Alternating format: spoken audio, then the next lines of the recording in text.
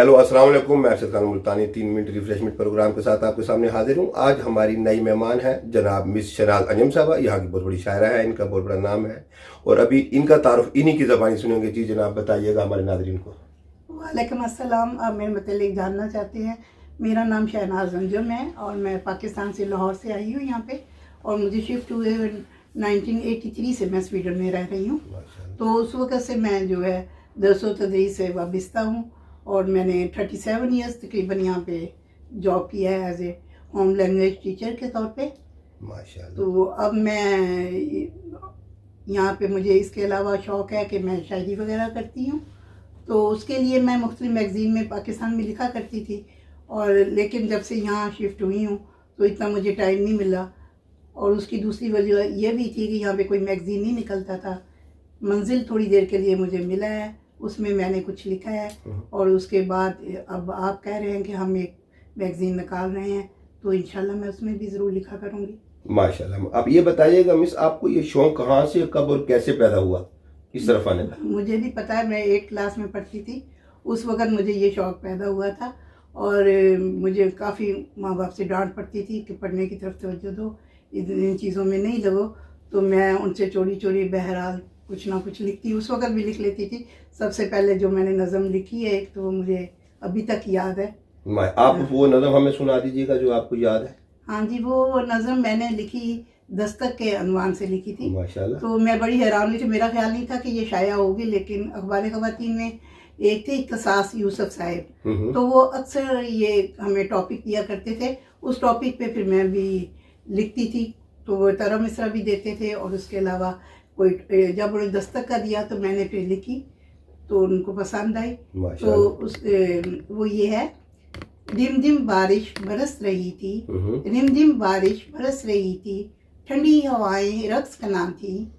Rim झिम बारिश बरस रही थी, ठंडी हवाएं रक्स करना थी, मेरे नैनों की वादी में नींद की देवी भटक रही थी। धीरे से दरवाज़ा खटका, मैंने सोचा कौन आया है इस तूफान में मेरे मन की जोत जगाने, मेरे जीवन को महकाने। जाकर जो दरवाज़ा खोला, मानो बिल्ली ठिठर रही थी। वाह जी वाह। जी जैसा कि आप फरमा रही थी कि आप 193 से इधर हैं, तो जब से आप लिखना शुरू किया, क्या आपको महसूस हुआ कि यहाँ पर उस टाइम कोई रिसाला नहीं था, कुछ अखबार नहीं था, या कुछ अदबी लोग इधर नहीं थे, आपका शौक पाए तक नहीं पहुंचा? मेरा ख्याल है कि होंगे अदबी लोग जिनको शौक होगा, लेकिन उन्होंने जाहिर नहीं किया। उसकी वजह यह सबको अपने जॉब की पड़ी हुई थी। अब फिर जब ज़रा ज़्यादा एज के लोग हुए तो उनको फिर इधर भी तवज्जो उन्होंने देनी शुरू की। जब उन्होंने महसूस किया कि हमारे बच्चों को भी उर्दू से लगाव होना चाहिए, तो उसकी वजह से उन्होंने अब मुशायरे हो रहे हैं, तो उससे फिर मैंने भी सोचा है कि मैं अपनी एक बुक शाया करूँ, जो कुछ मैंने आज तक लिखा है। माशाल्लाह माशाल्लाह। जी आपने बताया था, आपकी बुक कब शाया हो रही है? मेरा ख्याल है समर तक आ जाएगी इंशाल्लाह। माशाल्लाह जी, बिल्कुल आनी चाहिए। आपकी तो बहुत नाम है इधर, बहुत आपको अच्छे तरीके से बंदे सुनते हैं। जैसे कि लास्ट मुशायरे हुए थे जमील हसन साहब का, आपने वहाँ बहुत अच्छा पढ़ा था और लोगों ने लाइक किया था, अप्रिशिएट किया था। शुक्रिया, आपको पसंद आया। जी माशाल्लाह से, आप तो बहुत अच्छा एक्सपीरियंस है आपको पढ़ने का भी, आप शायरा भी हैं, आप बुक्स भी लिखती हैं। तो आप किधर छुपी हुई थी, आज तक हमें नजर भी नहीं आई इधर से। हम तो आप जैसे बंदे तो को हम ढूंढते हैं, हमें कुछ बताया, आपसे कुछ सीखने का हमें भी मौका मिले। नहीं, जमील साहब जब यहाँ पे करवाते रहे, जमील भाई के मुशायरों में मैं जी माशाल्लाह जी, और मैंने हमेशा हिस्सा लिया है, वहीं से आपसे मुलाकात हुई है। चलो जी माशाल्लाह माशाल्लाह। अभी एंड में आप हमारी पाकिस्तान कम्युनिटी को, इससे पहले मैं आपसे पूछूंगा, आप इधर टीचर हैं क्या? जी मैं होम लैंग्वेज टीचर माशाल्लाह। अच्छा, पाकिस्तानियों को पढ़ाती हैं या इधर स्वीडिश बच्चे भी आपसे उर्दू पढ़ते हैं? हाँ जी, कुछ स्वीडिश बच्चे भी पढ़ते हैं। मैंने जो दूसरे जगह भी जॉब की है जहाँ पे बड़े बुक्सर आते थे मेरे पास उर्दू सीखने के लिए, ठीक है, तो वो भी काफ़ी इंटरेस्टेड होते थे। आप कितने अर्से से ये टीचिंग का जो शुबा है इसमें आप मुंसलिक है? मैं 83 से हूँ, 1983 से। जबरदस्त माशाल्लाह। आपके तो फिर यहाँ हजारों स्टूडेंट होंगे, पाकिस्तानी भी और फॉरेनर भी। तो कई ऐसे हैं जिनके फादर भी मेरे स्टूडेंट रहे हैं।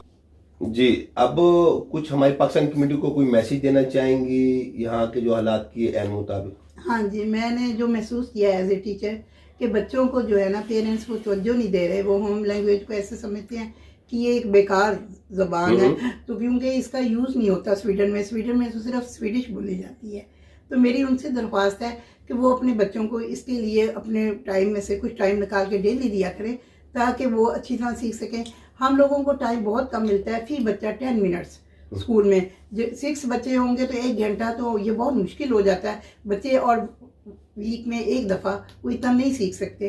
तो इसलिए मैं चाहती हूँ कि अगर वो तवज्जो दे तो हमारी उर्दू जो है वो कायम रह सकती है। मैं डरती हूँ कि कहीं उर्दू ख़त्म ना हो जाए। जी, आप जो बता रहे थे स्कूल में पाकिस्तानी बच्चे उर्दू पढ़ते हैं, ये जो पाकिस्तानी बच्चे उर्दू एग्जाम जो आपके पास पढ़ते हैं, इनके जो एडमिशन होते हैं या इनके जो एग्जाम होते हैं, उनमें अगर ये पाकिस्तानी लैंग्वेज यूज हो, इनको इनके ऊपर कुछ पॉइंट वगैरह कुछ मिलते हैं? हाँ जी, इन्हें मिलते हैं 100 पॉइंट्स जो हैं इन्हें 9th क्लास में मिलते हैं, 108 में मिलते हैं, और उससे पहले भी हम लोग जब 6 क्लास में बच्चे जाते हैं तो उनका प्रूफ जो है वो होना शुरू हो जाता है। तो उसके बाद मैं शायद कई लोग इस बात से वाकिफ़ नहीं है कि उर्दू ज़ुबान का कोई फ़ायदा नहीं है और वो बच्चों को उर्दू पढ़ाना नहीं चाहते, हालांकि इसका काफ़ी फ़ायदा है, उनका फ्यूचर बनता है। तो अगर वो थोड़ी सी उर्दू में स्ट्रगल करते हैं तो उसके अच्छे पॉइंट उन्हें मिल जाते हैं। अगर A ग्रेड हासिल कर लेते हैं तो उसका ये फ़ायदा होता है, उन्हें अच्छे कॉलेज में एडमिशन मिल जाता है, और कॉलेज में इसके 250 पॉइंट हैं। माशाल्लाह, ये तो बहुत अच्छी बात है। 250 पॉइंट में से वो A ग्रेड ले जाते हैं तो फिर उनको काफ़ी फ़ायदा होता है और अच्छी यूनिवर्सिटी, अच्छा फ्यूचर बनता है। लेकिन ठीक है जी, माशाल्लाह, बात है ये तो तो वो इस आपने बात को बहुत नहीं अच्छा जो समझते ना। पैगाम और मैसेज हमारी पाकिस्तानी कम्युनिटी के लिए दिया है। आपका बहुत बहुत शुक्रिया, थैंक यू। आप इजाज़त दीजिए, अरशद खान मुल्तानी नेक्स्ट प्रोग्राम में नेक्स्ट मेहमान के साथ हाजिर होगा। अल्लाह हाफिज़, पाकिस्तान जिंदाबाद।